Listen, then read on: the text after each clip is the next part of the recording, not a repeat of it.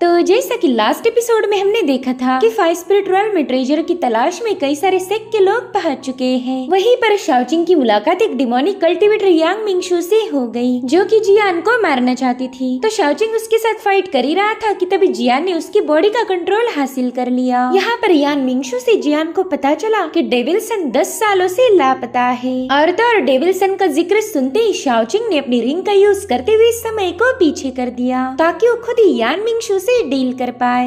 अब आगे तो इस एपिसोड की शुरुआत में हमें जियान की माइंड स्पेस का सीन दिखाया गया, जहाँ पर वो शाओचिंग से पूछ रहा था कि बताओ तुमने मुझे क्यों रोका। हालांकि शाओचिंग अपनी रिंग को बड़े ही कूल अंदाज में टॉस करते हुए बस उसे एटीट्यूड दिखा रहा था। उसके तेवर देखकर तो जियान काफी ज्यादा भड़क जाता है, तो उसने इन दोनों के दरमियान मौजूद बैरियर को हटा दिया। शाओचिंग उसे कहता है, बड़े भाई पता है जब मैं छोटा था ना, तब मुझे ये चांद क्या है समझ नहीं आता था। मुझे तो लगता था कि ये चांद कोई आसमान में फ्लाई करने वाली व्हाइट जेड स्टोन होगी। कि जियान के पास इन बेहुदा बातों के लिए वक्त नहीं था। वो गुस्सा करते हुए कह रहा था, शाओचिंग मुझे बस एक वजह दो कि मैं तुम्हें खत्म क्यों ना करूं। जिसके बाद वो शाओचिंग पर हमला करने के लिए आगे बढ़ने लगा, जो देखकर शाओचिंग भी रेडी हो जाता है। उसने समय रहते अपनी पावर्स को एक्टिवेट करते हुए जियान के अटैक को रोककर उसे एक ही पंच में पीछे ढकेल दिया। अब शाओचिंग भी खामोश नहीं रहने वाला था। उसने भी अपनी पावर्स का यूज करते हुए जियान पर काउंटर अटैक करना शुरू कर दिए, जिन्हें डॉज करते हुए जियान सीधा उसके करीब पहुँच गया। यहाँ पर शाओचिंग अपनी स्पिरिचुअल ऑरा का यूज करते हुए जियान की सोड को रोक रहा था। जियान उससे कह रहा था कि तुमने एक डिमोनिक कल्टीवेटर के साथ अलायंस करते हुए हमारी इमॉर्टल पाथ को बदनाम किया है। शायद यही तुम्हारा शुरू से इरादा था। तुम हमारी राइचस पाथ को डिस्ट्रॉय करना चाहते हो। क्यों सही कहा ना मैंने। उसकी बातें सुनकर शाओचिंग काफी ज्यादा भड़क गया। उसे तो 1000 साल पहले हुई डीमंस और इमॉर्टल्स की जंग याद आती है, जहाँ पर जियान उससे कह रहा था, शाओचिंग हम कई सालों से एक दूसरे को जानते हैं और इतने वक्त में तो मैं तुम्हारा असली चेहरा पहचान चुका हूँ।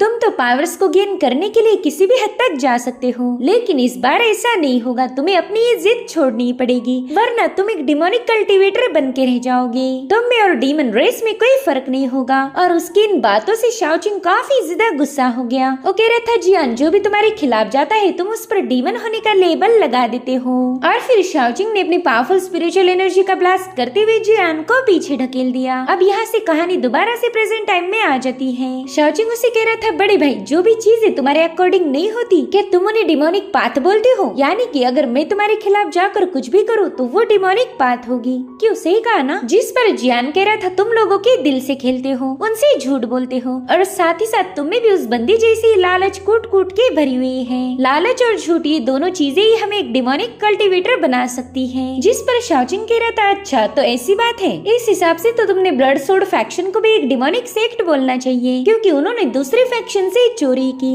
और भाई हमारा लिंगशाओ सेक्ट भी कोई दूध का धुला नहीं। यहाँ पर एक से बढ़कर एक गद्दार भरे पड़े हैं। अगर तुम चाहो तो मैं उन सबके नामों की लिस्ट बनाकर तुम्हारे हवाले कर सकता हूँ, फिर तुम खुद ही डिसाइड कर लेना कि किसके नाम पर तुम्हें डीमन का लेबल लगाना है। जियान उसकी बातों से काफी ज्यादा कंफ्यूज हो गया था। वो कहीं ना कहीं जानता है कि शाओचिंग की बातों में सच्चाई है। कुछ लोग राइचस सेक्ट के होकर भी उनकी हरकतें किसी डीमन से भी घटिया थी। तो जियान कहता है, मास्टर ने मुझे बताया था कि एंशिएंट टाइम से राइचस पाथ और डिमोनिक पाथ के रास्ते अलग हो चुके हैं। जो भी बंदा डिमोनिक पाथ को चूज करेगा उसका हार्ट कभी भी पहले जैसा प्योर नहीं हो सकता। मैं अच्छे से जानता हूँ कि हमारे लिंगशाओ सेक्ट में भी कई सारे गद्दार हैं, जैसे कि एल्डर वू और उनके साथी, लेकिन अभी तक उन्होंने डिमोनिक पाथ को पूरी तरह से एक्सेप्ट नहीं किया। यानी कि उनके पास अभी भी अपने कर्मों को सुधारने का मौका है। जियान की बातें सुनने के बाद शाओचिंग जोर जोर से हंसने लगा। वो कह रहा था, मास्टर मास्टर उनकी तो क्या ही कहने, वो छोड़ते हैं और तुम लपेटते हो। बड़े भाई अगर सच कहूँ तो आपकी हालत पिंजरे में कैद किसी जंगली जानवर से कम नहीं है। सच बताओ तो तुम अपने ही सोचों के गुलाम हो चुके हो। जरा अपनी आंखें खोलकर डिमोनिक कल्टीवेशन की पावर को देखो। जिसके बाद वो अपनी पावर्स को एक्टिवेट करते हुए वहाँ पर इमॉर्टल कन्फाइनिंग एरी को एक्टिवेट कर देता है। तो देखते ही देखते जियान अपनी ही माइंड स्पेस में ट्रैप हो गया।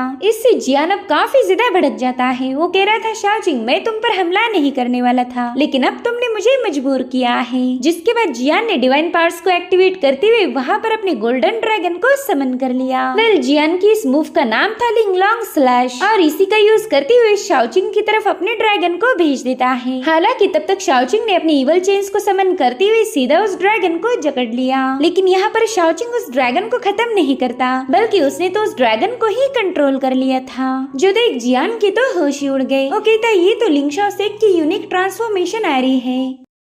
और शाओचिंग की डिमोनिक टेक्निक यानी कि इमॉर्टल कन्फाइनिंग एरी का भी ओरिजिन सेम था और अब जियान की टेक्निक शाओचिंग की टेक्निक के साथ मर्ज हो गई। शाओचिंग उससे कह रहा था जियान तुम हार गए, अब ये बताओ कि तुम्हारी टेक्निक राइचियस है या फिर इवल है। जिसके बाद वो जियान पर अटैक करने के लिए उसके एकदम करीब पहुंच जाता है, मगर शाओचिंग ऐसा करना नहीं चाहता था। वो उससे कह रहा था मैं जानता हूँ ये मुश्किल है, लेकिन मैं चाहता हूँ कि तुम बस खामोश होकर तमाशा देखते जाओ। तो जियान भी फाइनली उसकी बात मान गया। हमें फाइव स्पिरिट वैली के एबिस का सीन दिखाया गया जहाँ पर यान मिंगशु को होश आ चुका था। वो होश में आते ही पूछने लगी मैं कहाँ हूँ, और तभी उसे रियलाइज होता है कि उसे तो किसी ने उल्टा टांग दिया है। तो गुस्से में शाओचिंग से कहने लगी कि जल्दी से मुझे रिहा कर दो वरना मैं तुम्हें जिंदा गाड़ दूंगी। जिस पर शाओचिंग कहते हैं यार तुम तो बड़े ही मतलबी औरत हो, तुम्हें इतना तो पता ही है कि मैंने उस जियान के जानलेवा स्लैश अटैक से तुम्हें बचाया था, मगर तुम तो अपनी सेवियर को गालियां बक रही। तो उससे पूछने लगी कि बताओ जियान कहाँ पर है, क्या तुमने उसे खत्म कर दिया। जिस पर शाओचिंग कहता है देखो उस जियान के चुंगल से तुम्हें बचाने के लिए मैंने कई सारे पापड़ बेले, क्या तुम्हें नहीं लगता कि तुमने मेरा ये एहसान चुका देना चाहिए। जिस पर यान कह रही थी तो तुम क्लियरली बात क्यों नहीं कर रहे, मैं जानती हूँ कि तुम्हें मेरी मदद की जरूरत है, इसलिए तो तुम ये सारे एहसान गिना रहे हो। जिस पर शाओचिंग कह रहा था बिल्कुल मैं कभी फ्री में किसी की जान नहीं बचाता,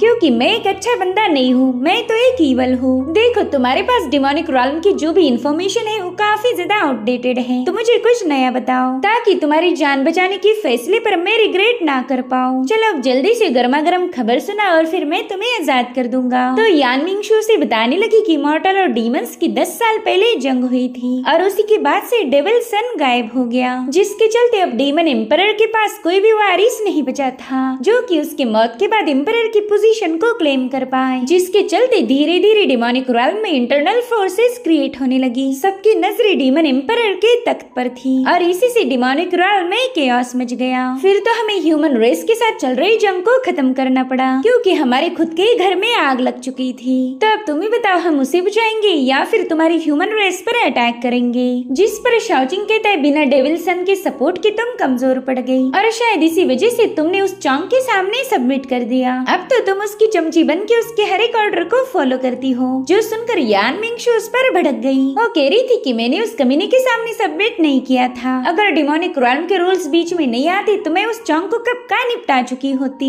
जो सुनकर शाओचिंग कह रहा था अच्छा तो तुम मेरे साथ टीम अप होकर डिमोनिक रॉल्म पर राज करने की जो बातें बोल रही थी वो सब कुछ झूठ है। तुम डिमोनिक रॉल्म में मुझे नहीं बल्कि खुद को एक हायर पोजीशन पर ले जाना चाहती थी, यानी कि मेरा यूज करके तुम्हें बस पावर्स को गेन करना है। अब इस पर क्या जवाब दिया जाए ये यान मिंगशु को समझ नहीं आ रहा था, क्योंकि शाओचिंग उसके असली इरादे जान चुका है। वो कहता है देखो मैं जानता हूँ कि तुम मतलबी हो, मगर फिर भी मैं तुम्हारी हेल्प करने के लिए तैयार हूँ। मैं चौंग को रास्ते से हटाकर पावर्स को गेन कराने में तुम्हारी मदद कर सकता हूँ, लेकिन फिर बदले में तुम्हें मेरे लिए काम करना होगा। देखो तुम्हारे पास फैसला लेने के लिए 3 सांस लेने तक का वक्त है। 3, 2, 1 तुम्हारा टाइम खत्म हुआ। तो चलो अब जल्दी बताओ तुम्हारा क्या फैसला है। जिस पर यान मिंगशु कह रही थी ठीक है मैं तुम्हारे लिए काम करूंगी और तुम चौंग को मेरे लिए रास्ते से हटा दोगे, मगर याद रखो चौंग को मारते वक्त तुम्हारी मेथड क्लीन होनी चाहिए। उसे खत्म करने के लिए तुम किसी भी डिमोनिक एनर्जी या टेक्निक का यूज नहीं कर सकते। तो अब इसके लिए शाओचिंग भी राजी हो गया, जिसके बाद वो स्माइल करते हुए वहाँ से जाने लगता है। हालांकि वो यान को नीचे उतारना भूल गया था। तो यान उससे कहती अब तो मैं तुम्हारी शर्तें मान गई हूँ, तो प्लीज मुझे नीचे उतार दो ना। इसलिए शाओचिंग तुरंत ही उसके रोप्स को कट कर देता है, लेकिन अभी तक उसने यान को पूरी तरह से आजाद नहीं किया था, जिसके चलते वो एक कीड़े जैसे रेंगते हुए उसके पीछे जाने लगी। अब यहाँ से सीन शिफ्ट होकर हम फाइव स्पिरिट वैली का फॉरेस्ट देख पाते हैं, जहाँ पर कई सारे डिमोनिक बीस्ट की लाशें बिछी हुई थी। साथ ही साथ हम वहाँ पर राइचियस पाथ के डाओजिन को भी देख पाते हैं। वो इन सभी बीस्ट का ब्लड एक कंटेनर में स्टोर कर रहा था। तभी एक बंदा घायल हालत में उसके पास आ जाता है। वो डाओजिन के पाँव पकड़कर उससे कह रहा था कि प्लीज मुझे बचा लीजिए। तब तक वहाँ पर वो तीनों कल्टिवेटर्स पहुँच जाते जिन्होंने इस बंदे पर हमला किया था। वो आपस में ही बात कर रही थी कि चलो अच्छा हुआ हमें एक दूसरा शिकार भी मिल चुका है, हम तीनों लोग मिलकर तो इसे आराम से निपट सकते हैं। वहीं पर डाओजिन उस घायल बंदे को बताने लगा कि जब भी हमारा इसेंस ब्लड डिमोनिक एनर्जी के साथ मर्ज होता है फिर वो प्योर नहीं रह सकता, और बड़े ही अफसोस की बात है कि तुम्हारे साथ भी यही हुआ। इन लोगों के अटैक ने तुम्हें एक डिमोनिक कल्टीवेटर में बदल दिया है। जिसके बाद उस बंदे को बड़ी ही बेरहमी से खत्म करते हुए इसकी कोर को बाहर निकाल लेता है। ये सब देखकर तो वो तीनों बंदे काफी ज्यादा डर जाते हैं। तब तक डाओजिन ने अपनी एनर्जी का यूज करते हुए इन तीनों पर अटैक कर दिया। उनकी बॉडी से उनकी डिमोनिक कोर को बाहर निकाल रहा था। थोड़ी देर में उन तीनों की डिमोनिक कोर्स उसके पास आ गई, जिन्हें देखकर वो कह रहा था कि एक लंबे अरसे के बाद मुझे डिमोनिक कल्टीवेटर का ब्लड टेस्ट करने मिलेगा। सो यहाँ पर हमें पता चलता है कि ये बंदा तो बस राइचियस पाथ पर चलने की नौटंकी कर रहा था, असल में तो ये भी एक डिमोनिक कल्टीवेटर है। शाओजिंग भी जियान को थोड़ी देर पहले यही सब बता रहा था कि जिन लोगों को अच्छा मानता है वही असल में शैतान है। साथ ही साथ उसने ये भी साबित कर दिया कि राइचियस पाथ की technique same to same demonic path की टेक्निक जैसी है, यानी कि इन दोनों के ओरिजिन सेम थे। इसलिए शाओजिंग जियान को यही समझा रहा था कि टेक्निक को देख के तो हमने बिल्कुल डिसाइड नहीं करना चाहिए कि कौन बंदा अच्छा है और कौन डीमन है, बल्कि यहाँ पर तो हमने उस कल्टीवेटर के एक्शंस पर ध्यान देना चाहिए। अगर कोई बंदा डिमोनिक पावर का यूज करके भी अच्छा काम कर रहा हो तो फिर तुम उसे डीमन नहीं बुला सकते। भले ये बात जियान के लिए हजम करना मुश्किल थी, मगर फिर भी वो अच्छे से जानता था कि शाओजिंग की बातों में सच्चाई है। और इसी के साथ ये एपिसोड यहीं पर एंड हो जाता है। Thank you so much for watching. Bye bye, take care.